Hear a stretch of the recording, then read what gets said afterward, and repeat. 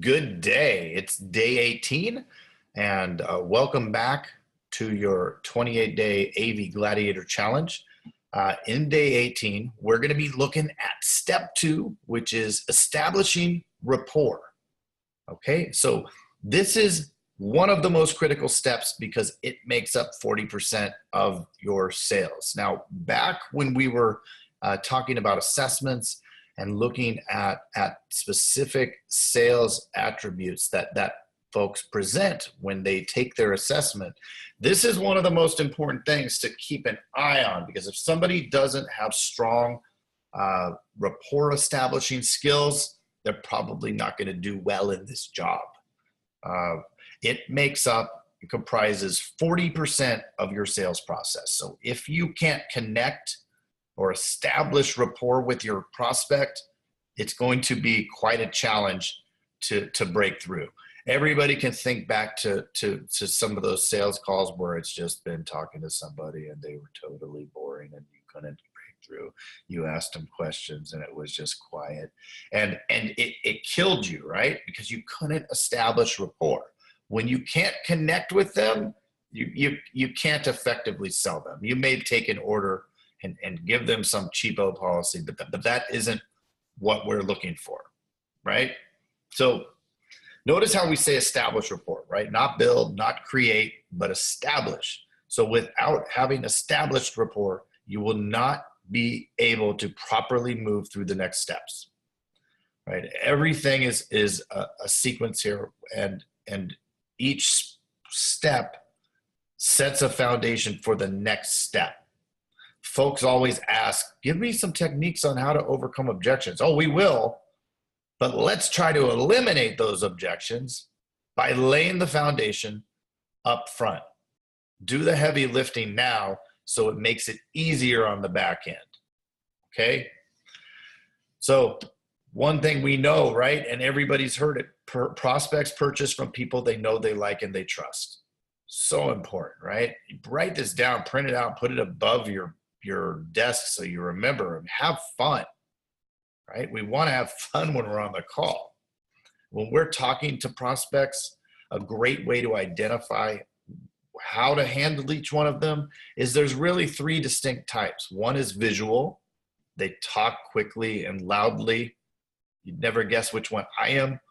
But this person is very animated, expressive, uses such words as see, picture, look, show, envision, view. These are tip-offs that you're talking to this kind of person.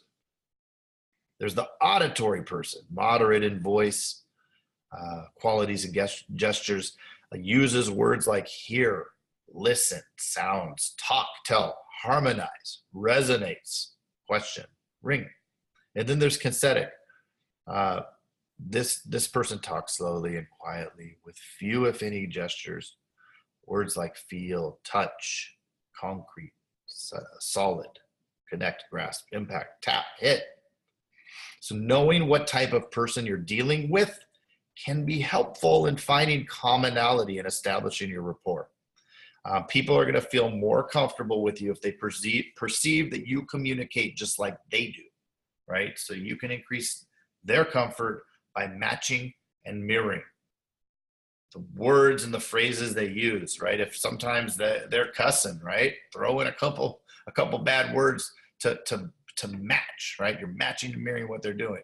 The pace, tempo, tone, the inflection, the volume, right? If somebody's quiet and you come in like a bull in a china closet, you're going to freak them out and they're going to run. You're not going to be able to establish that rapport. But if they're quiet and laid back and you approach them in that same way, that's going to help establish commonality, right?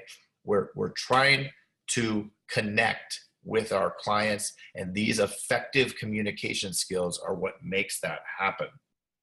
If they're in person, their body language, facial expressions, touch, posture, gestures, right? Or eye contact. If you're with them, you need to make eye contact. Geez, even breathing.